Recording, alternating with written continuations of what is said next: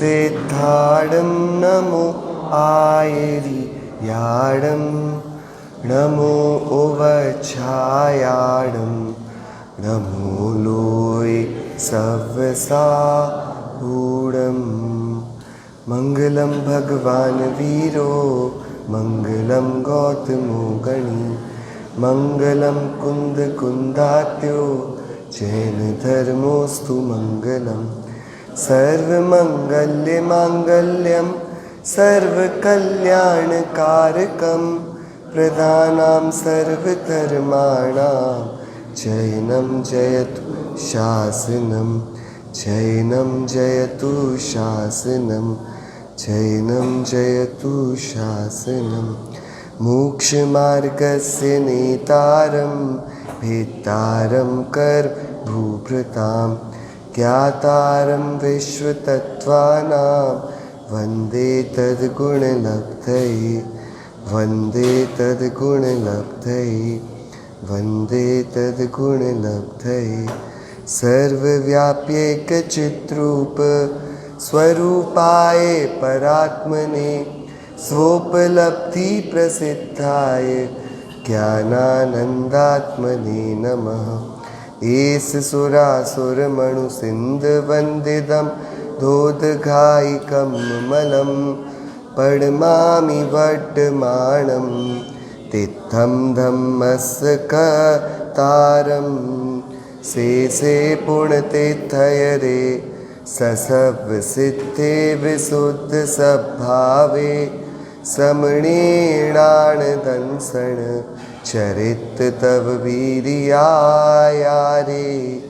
ते सव्ये समगं पत्तेगमेव पत्तेगं वन्दामि वट्टन्ते अर्हन्ते मानुषे खेते किच्चा अर्हन्ताणं सिद्धाणं तहणमो गणहराणम् अच्छावयवगाणं साहूणं चैव सवेसिं तेसिं विशुद्धदंसन् प्राणपहाडासमं समासेच उवसंपयामि समं चतुर्निर्वाणसम्पत्ति चतुर्निर्वाणसम्पत्ति।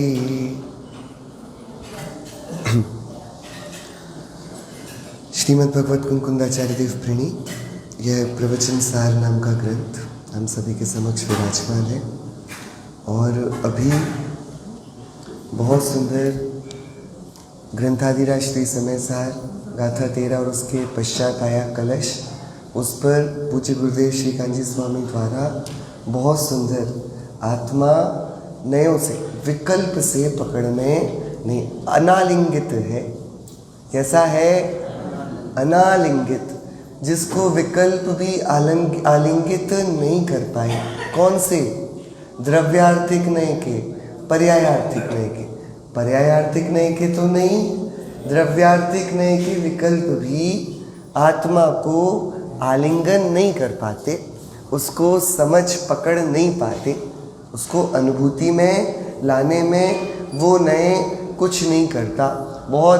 बहुत सूक्ष्म चर्चा आज की थी। गुरुदेव श्री ने शुरू में ही बोल दिया नए की बात, अब थोड़ी सूक्ष्म है। और फिर 2 प्रकार के नए होते, उनकी चर्चाई। कौन से हैं 2 प्रकार के नए? द्रव्यार्थिक नए और पर्यायार्थिक नए। प्रमाण हमने कल देखा था। प्रमाण क्या कि वस्तु द्रव्य पर्यायात्मक है, गुण पर्यायात्मक है। द्रव्य जो त्रिकाली और ध्रुव जो पर्याय उसकी क्षणिक, जो क्षण क्षण बदलने वाली है, ये 2 वस्तु है। इन दोनों को जो देखे वो क्या है? प्रमाण। अब नए पर उसका एक अंश, उसकी बात ठीक है।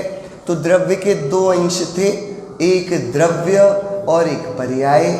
तो जो द्रव्य का मूल टीका में जो शब्द है अनुभव, लेकिन वहाँ पर क्या अर्थ है अनुभव का? ज्ञान, ठीक है। वहाँ अनुभूति नहीं, क्या ये अर्थ? ये इसलिए गुरुदेव श्री की इतनी महिमा है क्या कि कहाँ पर किस शब्द का क्या प्रयोजन से क्या अर्थ होता है, ये सब बदल जाता है भैया। ठीक है, तो जो द्रव्य का अनुभव करे, मतलब द्रव्य को अभी पहले विकल्पात्मक रीति से जो द्रव्य को ग्रहण कर रहा है, द्रव्य को समझने, तो समझने का भी अभी उद्देश्य क्या है? प्राथमिक रीति में कि एक समझ बना रहे। जगत में अन्यमति भी वस्तु का कुछ स्वरूप प्रतिपादित करते हैं, तो वीतरागी जिनेश्वर तीर्थंकर देव ने वो क्या स्वरूप बताया, तो उसको समझने के लिए, ठीक है, तो पहले हम द्रव्य की समझ बना रहे हैं। ठीक है, ठीक है, तो द्रव्य को जो त्रिकाली है, जो द्रव्य है पर्याय बिना का, उसे देखे वो क्या है? द्रव्यार्थिक नय। तो शिष्य का प्रश्न हुआ नीचे से, शुद्ध नय क्या है? शुद्ध नय ये भी वही है क्या? आत्मा जो जानने में आ रहा है अनुभूति की पर्याय में, वो शुद्ध नय से जानने में आ रहा है कि जो विषय है वो शुद्ध नय का विषय कहा जाता है, लेकिन अनुभूति जो होती है वो निर्विकल्प होती है, सविकल्प, और नए वो विकल्पात्मक है।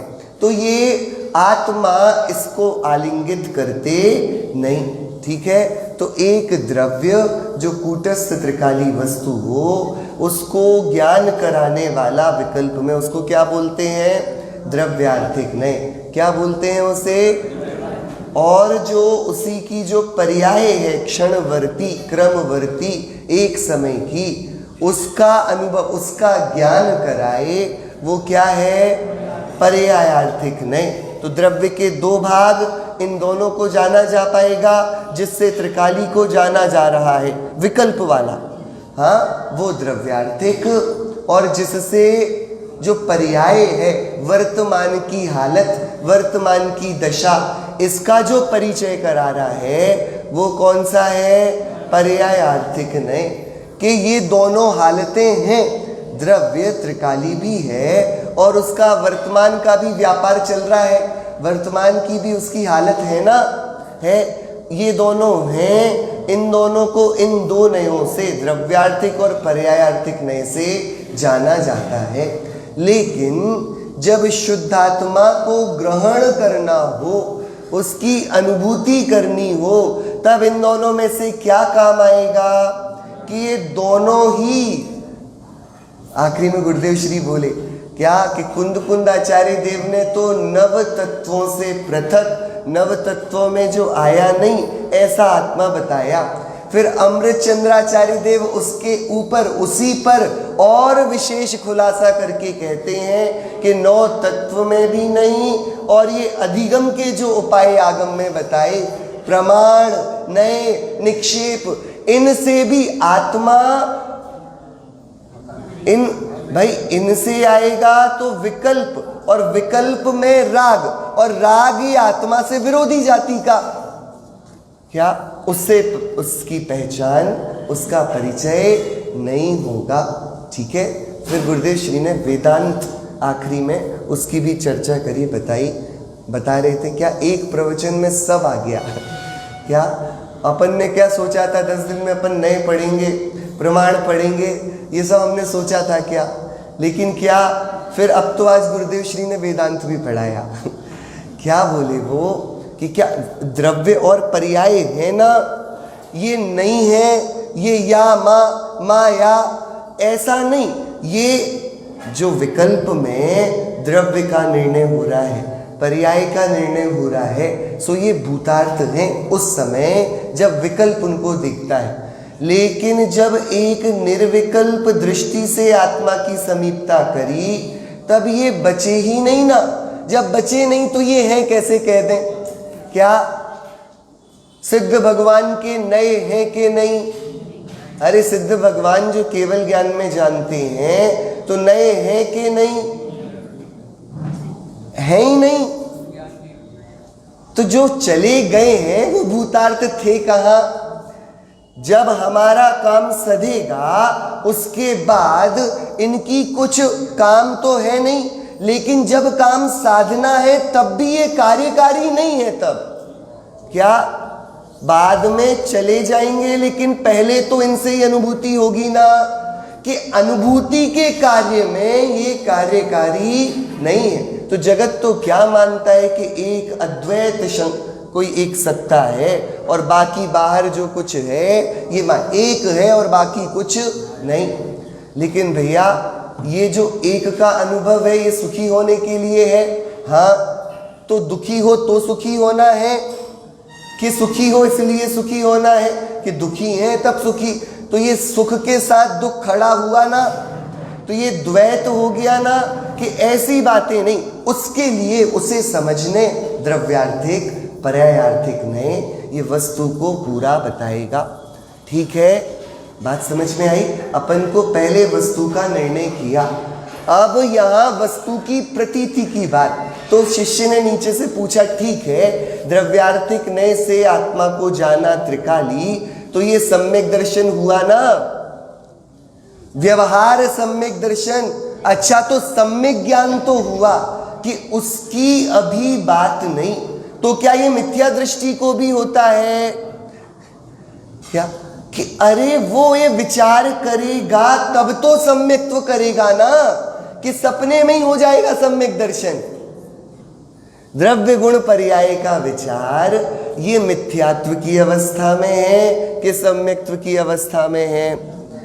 प्रारंभिक में क्या भैया, क्या बात समझने की, क्या वर्तमान दशा में हम जो ये वस्तु का विचार कर रहे हैं, ये सम्यक वस्तु का विचार कर रहे हैं कि मिथ्या वस्तु का? कौन सी वस्तु है? सही बात का विचार कर रहे हैं, तो सम्यक ज्ञान से कर रहे हैं कि मिथ्या ज्ञान से? बोलो, किस ज्ञान से? कि भाई ज्ञान आत्मा का स्वाभाविक गुण, उसमें सम्यक और मिथ्या भेद पड़ते हैं कि हमने अहमपना कहाँ धर रखा है। क्या ज्ञान, बात समझ में आ रही है आपको? आपने सुना ज्ञानावरण कर्म की 8 प्रकृतियां होती हैं। एक कुमति ज्ञानावरण, एक कुश्रुत ज्ञानावरण, एक कुअवधि ज्ञानावरण, फिर मति ज्ञानावरण, श्रुत ज्ञानावरण, अवधि ज्ञानावरण, मनय परे ज्ञानावरण और केवल ज्ञानावरण। सही है? ठीक है? कैसे कर रहे हो आप लोग? 5 प्रकृति होती हैं ज्ञानावरण कर्म की, 8 नहीं होती भैया। ज्ञानावरण 148 प्रकृतियां हैं। ज्ञानावरण कर्म की कितनी कर्म प्रकृतियां हैं? 5 के 8। नहीं पता आपको? 5 प्रकृतियां होती हैं। मति ज्ञानावरण, श्रुत ज्ञानावरण, अवधि ज्ञानावरण, मनय परे ज्ञानावरण और कुमति ज्ञानावरण क्यों नहीं होता? कुश्रुत ज्ञानावरण क्यों नहीं होता? कुअवधि ज्ञानावरण क्यों नहीं होता? कि भैया ज्ञान तो सदा निर्मल ही है, वो स्वभाव का प्रगट अंश है, उसमें विपरीतता होती नहीं। अपने को ज्ञान रूप ना देखे, यही मिथ्यापना है ज्ञान का। बात समझ में आ रही? यदि नहीं तो ऐसा हो जाएगा, यदि पानी से भी मुंह झूठा होगा तो मुंह साफ किससे होगा भैया? फिर जब सारी वस्तुएं मलिन करती हो तो एक वस्तु तो निर्मल चाहिए, निर्मलता के लिए चाहिए कि नहीं? कि जब आत्मा में सर्वत्र, कहने को सर्वत्र कालिमा है, राग द्वेष की, अज्ञान का अंधकार है, तो अब इसके पवित्रीकरण के लिए तो कुछ चाहिए ना, जो खालिस हो, शुद्ध हो, एकदम स्वाभाविक हो। वो क्या होता है? वो ज्ञान होता है। तो उसको मिथ्या क्यों कहते हैं? कि जो ज्ञान अपने को जानने को तैयार नहीं। क्या भैया, कपूत क्या होता है? कपूत को जानते हो आप? कुपुत्र क्या होता है? वो पुत्र नहीं होता। हाँ, पुत्र नहीं होता। क्या होता है वो? कि भैया जिसकी सेवा करनी चाहिए, जिनकी आज्ञा में चलना चाहिए, जिनकी विनय करनी चाहिए, वो नहीं करता, तो क्या वो पुत्र नहीं है? किसी और का है क्या?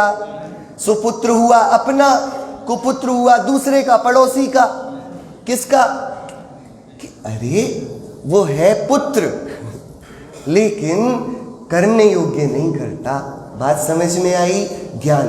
तो गुरुदेव श्री क्या बोले, यहाँ सम्यक ज्ञान सम्यक दर्शन ये बात अभी है नहीं। अरे जब ज्ञान ने प्रमाण ही नहीं किया अनुभूति में तो उसको सम्यकता नाम क्या देंगे। यहाँ तो बस परिचय कि भटक नहीं जाए, पहले समझ रास्ता क्या है, वस्तु क्या है। पक्की बात। देखो अभी बारिश हो रही ना, तो आप लोग सीढ़ी भी चढ़ते हो तो देख के चढ़ते होगे। क्या देख के चढ़ते हो, फिसल नहीं जाए। क्यों? क्यों कि आपको पता है ये पैर हैं, पानी है, चिकनाई है, तो ये फिसल जाएंगे। पता कि नहीं पता आपको? अरे पता, आग जलती है तो आप उसको क्यों नहीं छूते? क्योंकि पता है कि क्या है, कि वो एक वस्तु है और उस वस्तु का एक धर्म है। क्या? घर पर कपूर को अलग रीति से रखा जाएगा, गेहूं को अलग रीति से रखा जाएगा, आटे को अलग रीति से रखा जाएगा। गेहूं साल भर रखा रहे कोई दिक्कत नहीं, आटे को हम थोड़े थोड़े दिन में पीसते हैं, फिर रखते हैं, फिर पीसते हैं, फिर रखते हैं। इकट्ठा साल भर का पीस के रख लो ना, क्या होगा भैया? आप लोग, हर एक वस्तु का एक अलग अलग वस्तु अलग होती है, तो विज्ञान अलग होता है कि नहीं? अरे बोलो, वस्तु अलग तो उसका विज्ञान भी अलग, हाँ कि नहीं? वस्तु अलग तो विज्ञान भी। भैया बात समझ में आ रही है आपको? यदि वस्तु अलग है तो उसको रखने की, उठाने की, सहेजने की विधि अलग हो जाएगी। क्या? ये सोना जो हाथ में कंगन है, इसको अलग रीति से उठाया जाएगा। यही सोना जो एकदम तप गया है, उसको ही ऐसे उठा लोगे जैसे उसे उठाते हो, कि वस्तु है, उसका विज्ञान अलग है। बात आप लोग सुन रहे हो कि जो वस्तु दिखती है ना, वो वस्तु उसके साथ उसका कैसा आचरण हो हमें साथ में पता पड़ता है। क्या भैया ये नमक है, ये ऐसे खुला छोड़ देंगे तो भी पनीला हो जाएगा। क्या? गीला गीला इसको भी अंदर रखो। ये नमकीन है, इसको पंखे के नीचे खुला मत रखो, क्या होगा? नरम पड़ जाएगा। पता आपको नहीं पता ये कि जैसे ही वस्तु के स्वभाव का परिचय हुआ, उसके साथ क्या करना है पता पड़ा कि नहीं? अरे पता पड़ा कि नहीं? जो जो वस्तु का परिचय हुआ, उस वस्तु का पता पड़ा क्या करना है। पता पड़ा क्या भैया? कि वस्तु का जब निर्णय होता है तो साथ में तत्संबंधी आचरण भी पता पड़ता है। पानी गिरा है तो ऐसे चलना, सूखा है तो ऐसे चलना, क्योंकि शरीर ये वस्तु रूप दिखती है, नमक वस्तु रूप दिखता है, आग वस्तु रूप दिखती है, तो पक्का निर्णय है यदि इसमें ऐसा होगा तो गड़बड़ हो जाएगी, और हमें ऐसा तो इष्ट नहीं, तो हमें ऐसे चलना। बात समझ में आई? दिक्कत ये हो गई, आत्मा का कभी वस्तु रूप निर्णय नहीं किया। क्या नहीं किया? सबको वस्तु माना, तो सबके प्रति क्या कर्तव्य नहीं ये जाना। चलना कैसे, उठना कैसे, कितने ऊपर से कूद सकते हो भैया? कि पता है ना, कूद गई तो क्या होगा, वस्तु रूप से पता है, लेकिन ये राग का परिणाम हुआ तो क्या हुआ? आत्मा थोड़ी नमक जैसा पनीला पिघलता है। ये द्वेष का परिणाम हुआ तो क्या हुआ? अरे पता ही नहीं पड़ा ये वस्तु है भैया। आचार्य देव अभी आगे बोलेंगे, अपन पढ़ेंगे। शुभ करता हुआ आत्मा शुभ ही है, पाप करता हुआ आत्मा पाप है, धर्म करता हुआ आत्मा, ये वस्तु है तो इसका धर्म है ना। क्या हमारे जीवन में इतनी घनियारी, इतना प्रमाद क्यों है? हमारे जीवन में इतनी गहरी सुषुप्ति क्यों है? हम आत्मा को वस्तु रूप जानने को तैयार नहीं। तो ये चेतन वस्तु, पहले ये वस्तु है, गुण पर्यायों की बनी एक घनी वस्तु है। आप लोग फोन पर कवर लगाते हो, हाँ क्यों लगाते हो? कैसे? कि उसका भी पता है ना, गिर गया फिसल कर तो क्या होने वाला है फोन का, कि पता है ये गिरने पे टूटता है, तो क्या लगा है? कवर। आपके जेब में रूमाल होता है, उस पर कोई कवर लगा के लाते हो, वो गिर गया तो, अरे रूमाल गिरा तो क्या होगा कि भैया उसका विज्ञान अलग, उसको कवर की क्या जरूरत है क्या कोई जरूरत? जब धूप पर निकलते हो तो अलग यत्न करते हो, जब छाया में निकलते हो तो अलग यत्न करते हो, बारिश में निकलते हो तो अलग यत्न करते हो। इन सब से क्या क्या हो सकता है इसका पूरा ज्ञान है। शरीर को क्या क्या फर्क पड़ता है वो सब पता है। आत्मा का क्या विज्ञान है इसका विचार, ये भी तो वस्तु है ना। जैसे वो गर्म हो तो कुछ और, ठंडी हो तो कुछ और, जैसे इनका एक विज्ञान चलता है। भैया बताओ, दूध में से घी निकलेगा कि नहीं, कि दही निकलेगा, कि मही निकलेगा, कि मलाई निकलेगी, कि मक्खन निकलेगा? क्या क्या निकलेगा दूध में से? बताओ। कि मावा? क्या निकलेगा दूध में से? अरे बोलो। कि दूध एक वस्तु, गोरस, इसका एक विज्ञान, जोन का पता हो, विधि आए तो जो बनाओ बन सकता है, और विधि नहीं आए तो देखते रहो। बिल्ली क्या निकाल पाएगी दूध में से? बताओ क्या करूं? क्या वस्तु के बारे में पता नहीं है तो कुछ नहीं है, और यदि वस्तु की संभावनाएं पता है तो बताओ।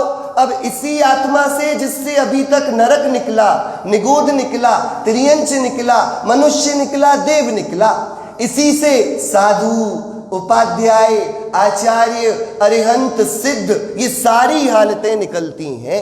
ये वस्तु का श्रद्धानु हो तो पूर्ण, केवल ज्ञान ये वस्तु का धर्म है, इसका विज्ञान है। विज्ञान क्या है कि भैया तू राग को पकड़ के, विकल्प को पकड़ के इसके पास जाएगा तो घी नहीं निकलेगा।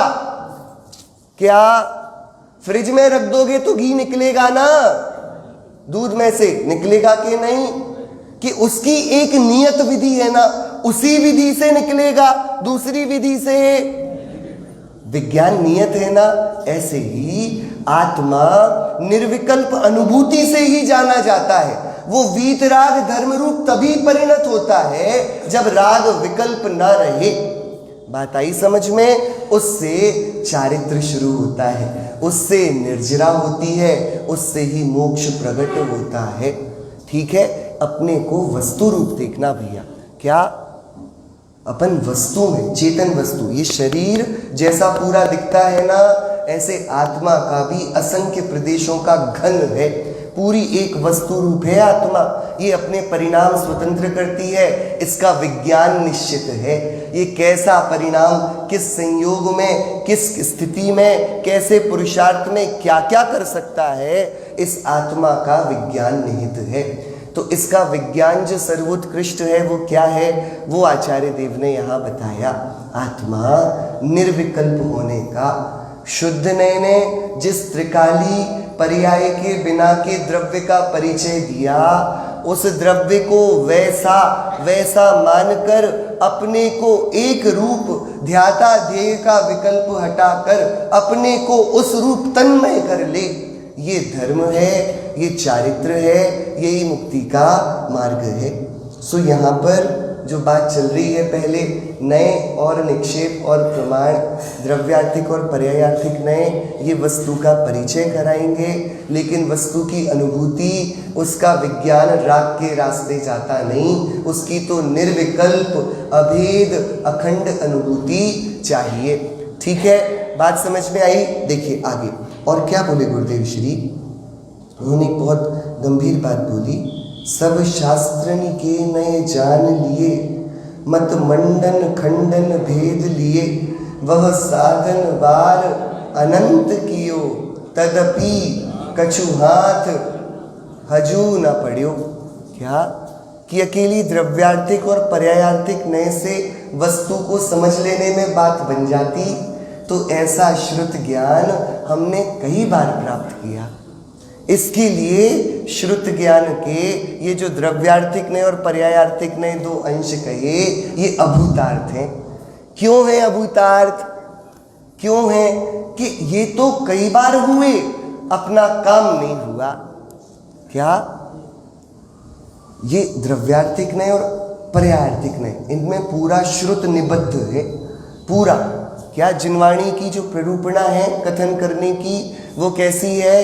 द्रव्यार्थिक और पर्यायार्थिक नय में, निश्चय नय और व्यवहार नय में जिनवाणी अपने सारे कथन करती है। लेकिन इस कथन मात्र से अपने को मैं वस्तु समझ गया इतना मानना, मुझे बात समझ में आ गई इतना मान लेना, हाँ ये वाली बात बैठ गई इतना मान लेना। 6 द्रव्य हैं, आत्मा एक द्रव्य है, वो चेतन द्रव्य है, उसके द्रव्य है, गुण है, पर्याय है, इतना मान लिया। इतने में बात नहीं बनेगी। बात क्या होगी? उसे स्व संवेदन प्रत्यक्ष करना पड़ेगा, उसको अनुभूति स्वानुभूति से प्रमाण करना पड़ेगा। तो ये पंडित की बात नहीं है, ये आत्मार्थी की बात है। क्या कि नए तो पंडित पढ़ेंगे ना कि जिसे आत्मा की महिमा गरिमा है, जिसने आत्मा रूप अपने को देखा है, उसको ये वाली बातें विचार में लेनी समझनी। ऐसा सुंदर नयों का ये स्वरूप संक्षिप्त में गुरुदेव श्री ने बताया। बहुत सुंदर सुंदर बातें आई। 2 द्रव्य बताए, प्रमाण का द्रव्य और नय का द्रव्य। एक प्रमाण का द्रव्य है, एक निश्चय नय का द्रव्य है। तो ये आत्मा प्रमाण वाला है कि निश्चय नय वाला है? क्या प्रमाण का द्रव्य मतलब जो पूरा जिस अपन वस्तु के विज्ञान की बात कर रहे हैं, हाँ पूरा ये द्रव्य पर्यायात्मक गुणात्मक जो वस्तु ये पूरी, ये प्रमाण का नहीं।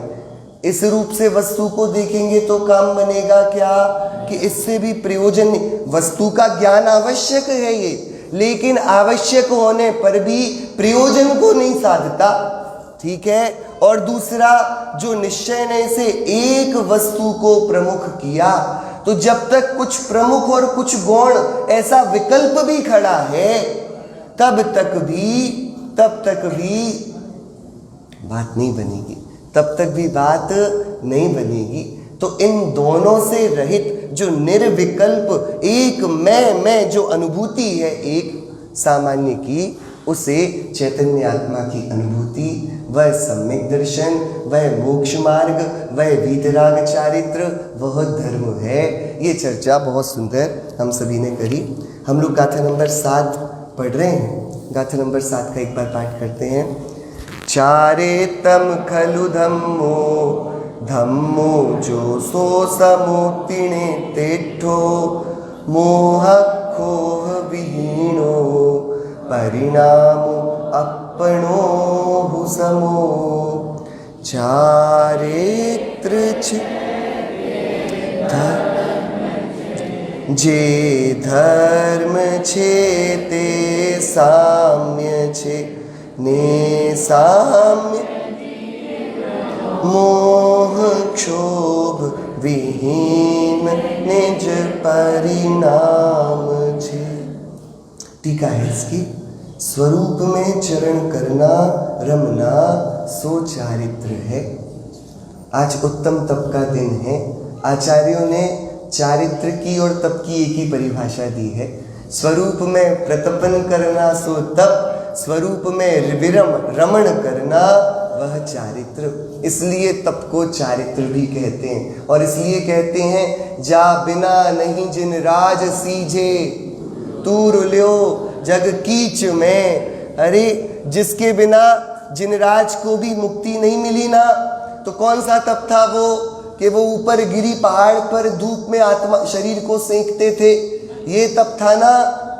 क्या तप है? स्वरूप में प्रतपन, स्वरूप में चरण करना रमना सो चारित्र है। चारित्र नाम तप, ठीक है, पक्की बात। नहीं तो देखो तपस्वी सबसे बड़े तो ये पेड़ हैं, एक खड़े रहते हैं बेचारे, और क्या तूफान ले आओ, प्रलय ले आओ, कुछ लेकर आओ, ये कैसे खड़े रहते हैं अचल अडिग। इनके तप होता कि नहीं? क्या? अरे धूप सहते हैं, वर्षा सहते हैं, आंधी सहते हैं, तूफान सहते हैं, कितने बड़े तपस्वी हैं।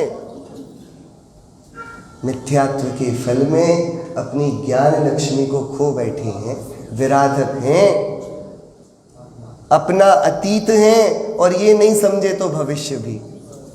क्या भैया, ये बहुत गंभीरता की, इसलिए ये अवसर दौल समझ सुन चेत सयाने, काल वृथा मत खोवे, यह नर भव फिर मिलन कठिन है।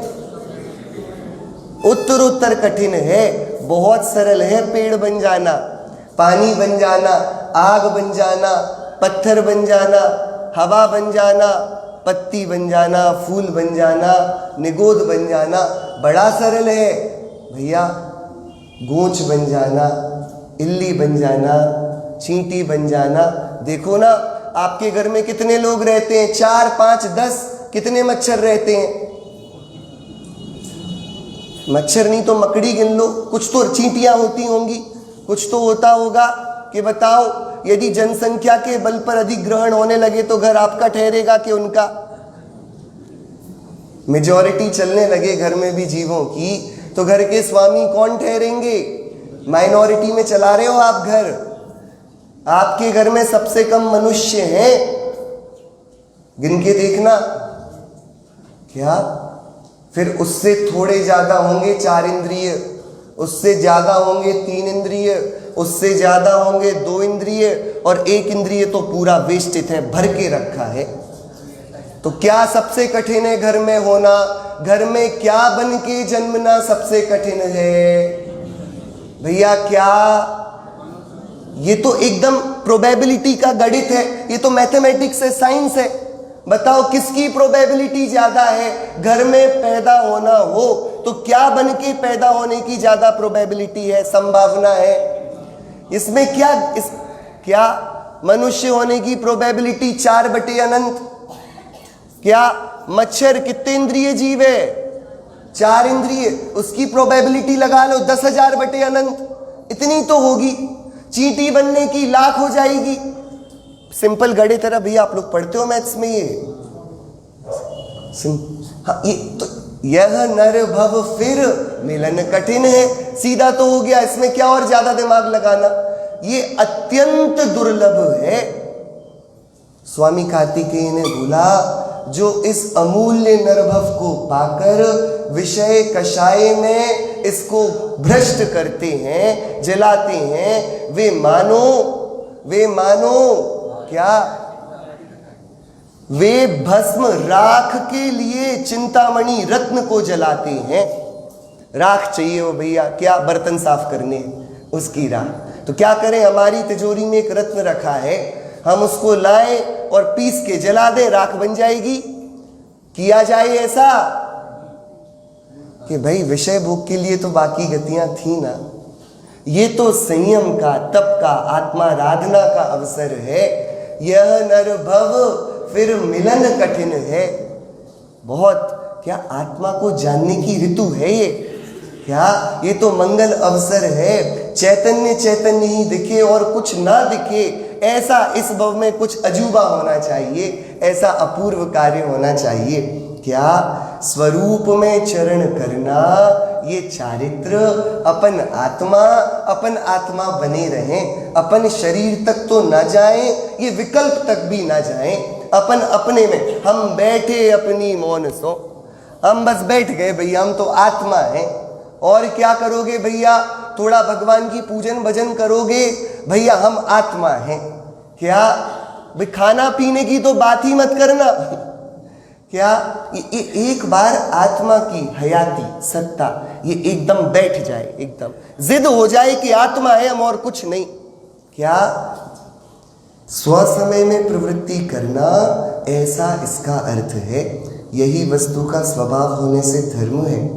शुद्ध चैतन्य का प्रकाश करना, यह इसका अर्थ है। वही यथावस्थित आत्मगुण होने से, विषमता रहित सुस्थित आत्मा का गुण होने से साम्य है। कैसा है? साम्य है। और साम्य दर्शन मोहनीय, जिसका फल हमने देखा था कल, और चारित्र मोहनीय, उसके उदय से उत्पन्न होने वाले समस्त मोह यानी मिथ्यात्व और क्षोभ यानी राग द्वेष की छद्म परिणति आकुलता की जो देने वाली है वो इसके अभाव के कारण अत्यंत निर्विकार ऐसा जीव का परिणाम है। क्या कितना सरल किया। चारित्र धर्म है, जो धर्म है वह साम्य है, जो साम्य है वह मोह और क्षोभ से रहित परिणाम है। ठीक है, घी देखा आपने, घी ठीक है तो कुछ जल जाता है ना तो घी को लगा लेते हैं तो क्या शीतलता मिलती है। आपको पता ही है, घरेलू नुस्खे हैं ये तो, है ना। और अब घी ही जल रहा हो तो तब मत लगा लेना। क्या कि घी का गुण तो है शीतलता करना, क्या, लेकिन वो भी जब अपने शीतल स्वभाव का प्रकाश ना करे तो दहन बन जाता है, जला देता है भैया, और बहुत बुरा जलाता है। पानी तो क्या जलाएगा। क्या बात समझ में आई। स्वरूप में प्रतपना ये चारित्र तो कैसा कि जो स्वरूप हो उस रूप, जो स्वरूप ना हो यदि वैसा प्रतपन हो तो भयंकर विरोध हो जाएगा भैया, तो बात बिगड़ जाएगी। क्या किसी ने बोला कि खाने से शरीर पुष्ट रहता है, हमने जहर खा लिया, खाया तो खाएंगे तभी तो स्वस्थ रहेंगे, कि वो भोजन का गुण है। बात समझ में आई कि नहीं। जो वो विपरीत हो जाएगा भैया, क्या यदि वह विपरीत, भैया बीमार आदमी औषधि ले, स्वस्थ लेगा तो औषधि उसके लिए भयंकर है। बात समझ में आई। तो औषधि अच्छी है कि बुरी है। अरे बोलो, औषधि इसको प्रशस्त बोलें कि अप्रशस्त, भैया बताओ, ये तो सरल प्रश्न है। दवाई ये अच्छी होती है कि बुरी, कि भैया ये सब तो परिस्थिति पर निर्णय होगा ना इसका, लेकिन स्वास्थ्य वो त्रिकाल अच्छा है। क्या अच्छा क्या है? स्वास्थ्य। अब उसके लिए औषधि छोड़नी पड़े तो अच्छा और ग्रहण करनी पड़े तो अच्छा। अच्छा क्या है भैया, अच्छा क्या है? आप लोग की आवाज नहीं आई। अच्छा क्या है? स्वास्थ्य। कितना सुंदर शब्द है, स्वस्थ, अपने में रहना, ये चारित्र है। क्या अच्छा है? स्वभाव। जब बहुत विकार हो जाते हैं, बहुत बीमार आत्मा हो जाता है, तब ये देव गुरु शास्त्र ये सब वचन ज्ञानी की देशना औषधि बन के आती है। लेकिन इस स्वास्थ्य के लिए तो ये भी अभूतार्थ है। स्वस्थ हो गए तो ये छूटती है। बात समझ में आई कि नहीं? तो धर्म क्या होगा? वो औषधि धर्म नहीं कहलाएगी, स्वास्थ्य धर्म कहलाएगा। राग धर्म नहीं कहलाएगा, कितना भी प्रशस्त हो। वो ज्ञान का प्रकाश, वो चैतन्य ध्रुव त्रिकाल स्वभाव, वो धर्म है। कितनी सरल बात है। क्या धर्म क्या है? वही यथावस्थित आत्मगुण है, इस कारण विषमता रहित, वो साम्य है। और ये मोह और क्षोभ का परिणाम होगा तो कि बात बिगड़ जाएगी। आचार्य अकलंक देव ने बहुत सुंदर एक ग्रंथ लिखा, स्वरूप संबोधन, नाम ही है स्वरूप का संबोधन। 25 श्लोक हैं, स्तोत्र हैं एक्चुअल में तो ये। दिगंबर वीतरागी मुनिराज, क्या वो कैसे, हमने तो ये सुना कि भैया मुनिराज ने, आचार्य ने भक्तांबर स्तोत्र लिखा, विशापहार स्तोत्र लिखा, तो स्तोत्रों में तो भगवान की भक्ति बस होती होगी। लेकिन भैया अभी हमने वीतरागी संतों की अंतर परिणति क्या देखी? क्या वे इन देव में और चैतन्य देव में भेद नहीं करते? हमें लगता होगा कि अपनी क्या भक्ति होगी, भगवान की होगी। उन्हें पता है अपनी होगी तभी उनकी होगी। क्या स्वरूप संबोधन स्तोत्र लिखा गजब का। उसके आखिरी में बहुत सुंदर बात कहते हैं, हम समझ में आए कि यहाँ पर ये मोह और क्षोभ की सीमा क्या है, किस हद तक मोह और क्षोभ ये धर्म नाम नहीं पाते। तो उन्होंने क्या किया, उन्होंने पहले 19वां पद है उसमें बोला कि भैया हे और उपादेय तत्व की स्थिति को जान, और जो हे रूप हैं उन पर पदार्थ का आलम्बन छोड़, क्या, और जो उपादेय रूप स्वतत्व इसका आलम्बन ग्रहण करो। इसके बाद फिर क्या बोले वो कि भैया सुन, तू स्व और पर वस्तु की वस्तु रूप से निरंतर भावना कर, और उपेक्षा भावना की पूर्ण वृद्धि जब हो जाएगी, मतलब पर का विकल्प छूट जाएगा, स्व बस रह जाएगा और विकल्प भी नहीं बचेगा, पूरी उपेक्षा हो जाएगी, तब मोक्ष प्राप्त हो जाएगा। तो शिष्य तुरंत खड़ा हो गया कि हाँ महाराज, मैं आत्मा की भावना भाऊंगा। किसकी भावना भाऊंगा? क्योंकि इससे क्या प्रकट होगा? तो शिष्य उछल गया। क्या आचार्य ने क्या बोला कि भैया तू देख, बाकी सब छोड़, पहले निर्णय कर, हे ये क्या उपादेय क्या, जो हे उसको छोड़ दे, जो उपादेय उसको कर। उपादेय को कैसे करें? कि स्व पर की, जो स्व है उसकी बारंबार भावना भा। क्या? किसकी भावना भा? आत्मा की निरंतर भावना भा। उससे क्या होगा? उससे क्या होगा? उससे मोक्ष होगा। आत्म भावना भावता जीव लहे केवल ज्ञान रे। किसकी भावना से मोक्ष होगा? भैया ठीक है। तो शिष्य एकदम उछल गया। तब आचार्य अकलंक देव भी बोलने लगे, भैया रुक, तथाप्यतीव तृष्णा वा हंत माभूत तवात्मनि यावत तृष्णा प्रसूति ही स्यात् तावन मोक्षम न यास्यसि। कि भैया सुन, आत्मा उपादेय है, लेकिन इसकी भी इच्छा मत कर। आत्मा उपादेय है, लेकिन इसकी भी इच्छा, इसकी तृष्णा मत कर, क्योंकि जब तक इच्छा होती है तब तक मोक्ष नहीं होता। क्या? कब तक मोक्ष नहीं होता? परद्रव्य के विकल्प की तो बात नहीं, तत्व विचार के विकल्प की तो बात नहीं। मैं शुद्ध हूं, बुद्ध हूं, चैतन्य घन हूं, आत्मा हूं, ऐसा भी विकल्प जो रहे, जब तक ये खड़ा है तब तक मोक्ष ये भी भैया क्षोभ है। मैं आत्मा हूं, इतना विकल्प भी क्या है? क्षोभ है। ये राग का विकल्प है, ये विकल्प है। बात आई समझ में? तो फिर वो बोलता है, शिष्य भी भैया आचार्य अकलंक देव के सामने साधारण व्यक्ति थोड़ी बैठा होगा, तो बोलता है महाराज ये इच्छा करने को तो स्वाधीन है ना, हम आत्मा, और हम अपनी इच्छा भी ना करें, ये तो हम स्वाधीनता से कर सकते हैं। ये इच्छा तो इसमें पराश्रय थोड़ी है। मैं आत्मा हूं और मैं मुक्त स्वभावी हूं, इसकी भावना तो की जा सकती है ना, ये तो स्वाधीन है, इसमें पराश्रयता तो आती नहीं, किसी दूसरे के पास तो जाना नहीं पड़ता। तो महाराज इस इच्छा को क्यों मना करते हो? हम शरीर को तो आत्मा नहीं बोल रहे, राग को तो नहीं बोल रहे, विकल्प को भी नहीं बोल रहे, हम तो यही बोल रहे हैं कि हम निर्विकल्प आत्मा है। हाँ, तो महाराज ये इच्छा स्वाद, हम दूसरे के पास नहीं गए, हमें स्वाधीनता से तो अपनी भावना भाने दो, इसमें क्या? तो अब जो आचार्य देव बोलते हैं वो एकदम रोमांचित करने वाला है। क्या बोलते हैं? यस्य मोक्ष नहीं,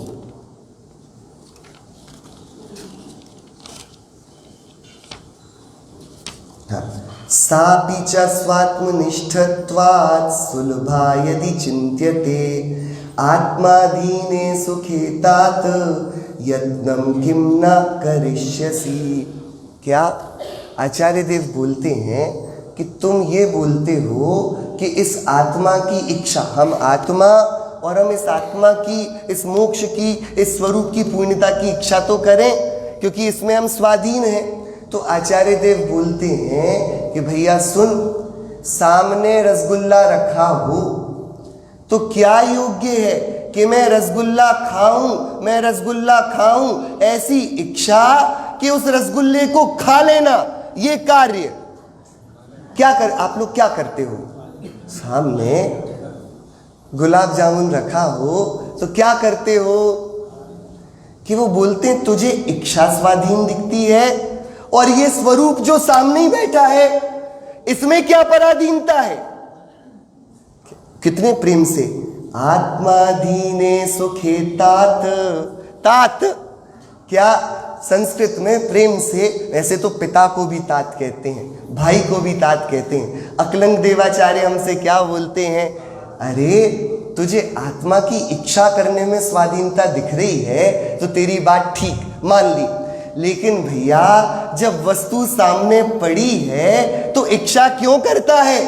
आत्माधीने सुखे तात यत्नम किम ना करिष्यसि, कि अरे आत्मा का रस चखना ये उससे भी स्वाधीन काम है। क्या बोल रहे हैं? क्या क्या ये आखिरी के श्लोक है भैया, स्वरूप संबोधन चल रहा है। आचार्य अकलंग देव खुद से ही बात कर रहे हैं, खुद से बोलते हैं अरे ये जो सिद्ध आत्मा की विकल्पात्मक, ये जितना भी विकल्प इसका विचार ये रोमांचित कर देता है, लेकिन हे आत्मन तू ये विकल्प भी क्यों करता है? क्योंकि जब तक ये भी है तब तक मोक्ष, तब तक बंध है, तब तक क्षोभ है। तो अरे मैं अपने को आत्मा रूप भी ना देखूं कि देखने की बात क्यों खड़ी रखता है? तू बन जाना आत्मा, डूब जाना उसमें।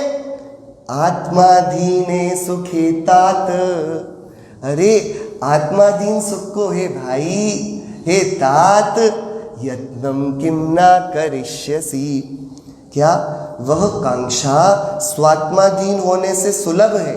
यदि तुम्हारा ऐसा चिंतन हो तो हे तात आत्माधीन सुख के लिए तुम प्रयत्न क्यों नहीं करते? वो तो और सुलभ है। भैया क्या यहां पर जो चर्चा चल रही है कि मोह क्षोभ से विहीन परिणाम धर्म है, वहां पर विकल्प तो नहीं, मैं आत्मा हूं, ये विकल्प भी क्षोभ करने वाला है। भैया आप लोग को बात समझ में आती है? आप लोग सुनते हो तो अच्छी लगती कि नहीं लगती है वाली बात? बहुत गजब की बात है। क्या परद्रव्य को तो जानना नहीं, अपने द्रव्य में भी विकल्प करना नहीं है। क्या द्रव्य रूप हो जाना है, उस रूप सो वह चारित्र होगा। सो और साम्य दर्शन मोहनीय तथा चारित्र मोहनी के उदय से उत्पन्न होने वाले समस्त मोह और क्षोभ के अभाव के कारण अत्यंत निर्विकार ऐसा जीव का परिणाम है। ये जीवन की बसंत ऋतु होती है, ये जीवन को निहाल कर देने वाली बात है। क्या कार्यकारी है? अपने को एक आत्मा रूप देखना। इसके आगे आचार्य देव पढ़े, लिखे भावार्थ। शुद्धात्मा के श्रद्धा रूप सम्यक्त्व से विरुद्ध भाव मिथ्यात्व वह मोह है, और निर्विकार निश्चल चैतन्य परिणति रूप चारित्र से विरुद्ध भाव अस्थिरता वह क्षोभ है। क्या क्या क्षोभ है? चैतन्य परिणति रूप चारित्र से विरुद्ध भाव वह क्या है? क्षोभ है। भोजन करने का विकल्प तो क्षोभ है ही, भोजन छोड़ने का विकल्प भी क्षोभ है। क्या बात समझ में आई कि नहीं? दोनों बातें एक ही अपराध हैं। क्या एक व्यक्ति बोलता है कि मैं रोज सुबह 4 बजे छत पे चढ़कर सूरज को उगाता हूं, क्या ऐसे ऐसे करके, और देखो 5 बजे तक उगाता है। मेहनत करनी पड़ती है, ऐसी थोड़ी है 4 बजे उठ के जाना पड़ता है। तो क्या कि सूरज को उगाता हूं, तो वो भैया गलत बोल रहा है कि सही? क्यों भैया? आप जाके देख लेना 4 बजे से शुरू करता है ऐसा ऐसा करना और 5 बजे सूरज उगाता है। भैया आपको क्या बताएं, आपने देखा नहीं इसलिए आप बोलते हो। क्या तो वो करता कि सूरज को उगाता है तो सूरज उगाता है कि नहीं? कि जैसे उसका ये मानना कि मैं सूरज को उगाता हूं, ये मिथ्यात्व है, ये पागलपन है, ये अपराध है। ठीक है, ठीक है। हमने उससे बोल दिया एक दिन, भैया तुम कहाँ उगाते हो, क्या तुम थोड़ी ना उगाते हो? तो उसने बोला ठीक है आज हम नहीं उगाएंगे, क्या आज हम नहीं उगाएंगे। अब वो नहीं उगाएगा तो सही काम हुआ ना, कि जितना उसका उगाना ये झूठा है उतना उसका नहीं उगाना भी झूठा है ना। जितना वस्तु का ग्रहण झूठा है उतना ही उसका त्याग भी झूठा है। बात समझ में आई कि नहीं? नहीं आई बात समझ में? हम भोजन करें ये जितना झूठ है, हम भोजन नहीं करें ये भी उतना ही झूठ है। दोनों में कर्तृत्व तो समान है, एक में ग्रहण करने का, एक में छोड़ने का। अहंकार तो बना ही हुआ है ना। क्या बोल रहे हैं? ये क्षोभ है, चैतन्य परिणति रूप चारित्र से विरुद्ध भाव, वह क्षोभ है। मोह और क्षोभ से रहित परिणाम क्या? ग्रहण तो नहीं करना कुछ दूसरा, कुछ त्याग भी नहीं करना। भैया बहुत अपन को तो एकदम निहाल कर दिया है आचार्यों ने। क्या भैया नहाना है ही नहीं? आप लोग को मज़ा नहीं आएगा नहीं नहाना पड़े तो? क्यों भैया लोगों, बड़े लोगों को तो नहीं आएगा, हम लोगों से पूछो भैया। हाँ, क्या करना कि जिसको मल चढ़े वो स्नान करे। सो ये नहाने का काम मैं नहीं करता क्योंकि ये मल मुझ पर चढ़ता नहीं। ये गुरुदेव श्री बार बार जब ऐसी चर्चा करते ना तो अनुभव प्रकाश में वो एक विशिष्ट बात उसकी पढ़ के बताते। मैं आपको पढ़ के बताता हूँ, बहुत सुंदर है। क्या? यहाँ पर आत्मा का चैतन्य परिणाम वो धर्म है, उसके अलावा बाकी सब कुछ तो हमारा कर्तव्य है। क्या? तो गुरुदेव श्री उसमें पढ़ते हैं,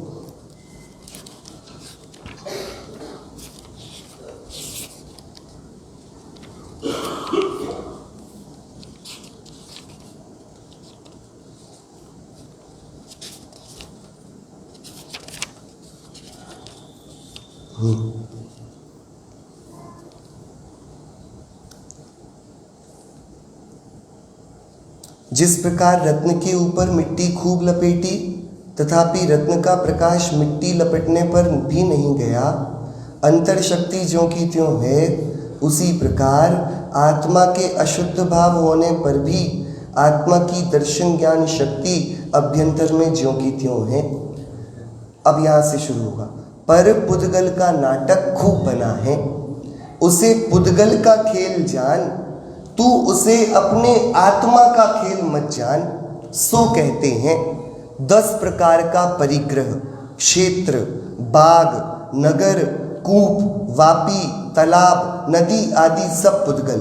माता, पिता, कलत्र, पुत्री, पुत्र, वधू, बंधु, स्वजन आदि सर्व कुटुंबी जन, सांप, शेर, व्याघ्र, गज, महेश आदि सब दुष्ट, अक्षर, अनक्षर, शब्दादि, गाना, बजाना, स्नान, भोग, संयोग वियोग की सब क्रिया, परिग्रह का मिलाप सो बड़ा, परिग्रह का नाच सो दरिद्रादि सब क्रिया, चलना, बैठना, हिलना, बोलना, कांपना आदि क्रिया, लड़ना, भिड़ना, चढ़ना, उतरना, कूदना, नाचना, खेलना, गाना, बजाना आदि जितनी क्रियाएं सब पुद्गल का खेल जानो।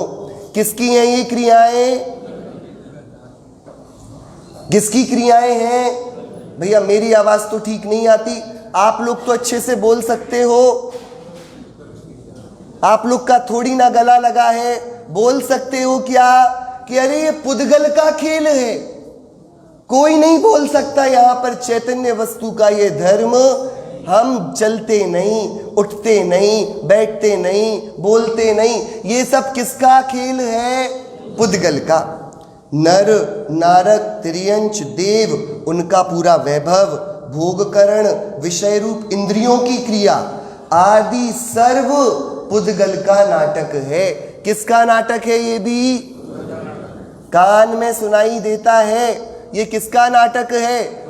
ये इंस्ट्रूमेंट है, ये मशीन है। सुनने वाला अलग चैतन्य अंदर बैठा है, कान से जो सुनता है वो बात गड़बड़ हो गई भैया। क्या ज्ञान है अपने पास? अपन हैं विकलांग हैं, छद्मस्त हैं, लेकिन इतने नहीं कि आत्मा को ज्ञान के लिए किसी दूसरे का सहारा लेना पड़े।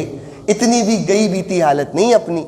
क्या ये सब इंद्रियों की क्रिया आदि सर्व पुद्गल का नाटक है। द्रव्य कर्म, नो कर्म आदि सर्व पुद्गल का अखाड़ा है। उसमें तू चिदानंद रंजित होकर अपना जानता है।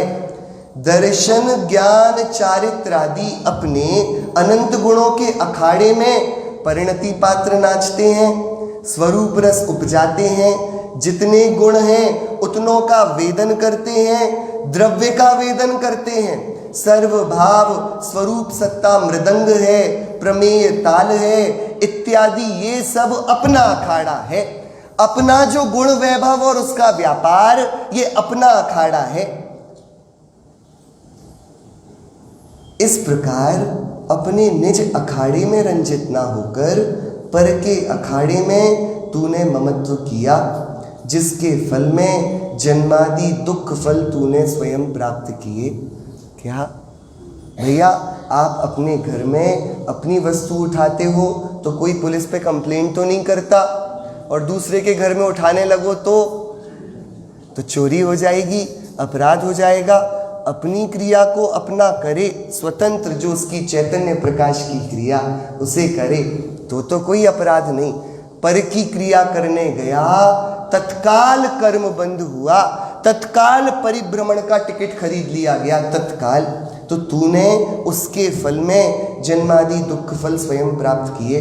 अब बात कठोर कर रहे, अपना सहज स्वादी होकर पर प्रेम मिटाकर चेतना प्रकाश के विलास रूप अतीन्द्रिय भोग क्या झूठे ही सूने जड़ में अपनत्व मानता है तथा पर को कहता है कि यह हमें दुख देता है, परंतु उसमें दुख देने की शक्ति, पर में दुख देने की शक्ति दूसरे को झूठा उलाहना देता है। और अब शब्द है वो थोड़ा कठोर है, वो पंडित जी साहब ने लिखा है इसलिए पढ़ रहा हूँ भैया, आप छल ग्रहण नहीं करना, वो बोलने जैसा नहीं है शब्द। क्या कितनी करुणा है, हम कैसे तो समझें पंडित जन क्या बोलते हैं। क्या झूठे ही सूने जड़ में अपनत्व मानता है तथा पर को कहता है कि यह हमें दुख देता है, परंतु उसमें दुख देने की शक्ति नहीं है, दूसरे को झूठा उलाहना देता है, अपनी हरामजादगी को नहीं देखता। मूल ग्रंथ में शब्द है भैया, दीपचंद जी काशी भाई। अचेतन को नचाता फिरता है और लज्जा नहीं आती। मुर्दे से सगाई करके अब हम इससे ब्याह करके संबंध करेंगे तो ऐसी बात तो लोक में भी निंदे हैं। मुर्दे से सगाई होती है, ये जड़ की क्रिया को अपना मानना, इसको करना ये अधर्म है, ये कुचारित्र है, और एक अपने स्वरूप की स्वाभाविक रमणता ये चारित्र है, धर्म है, मोह क्षोभ रहित परिणाम है। हम सभी के ऐसा सुंदर धर्म प्रकट हो।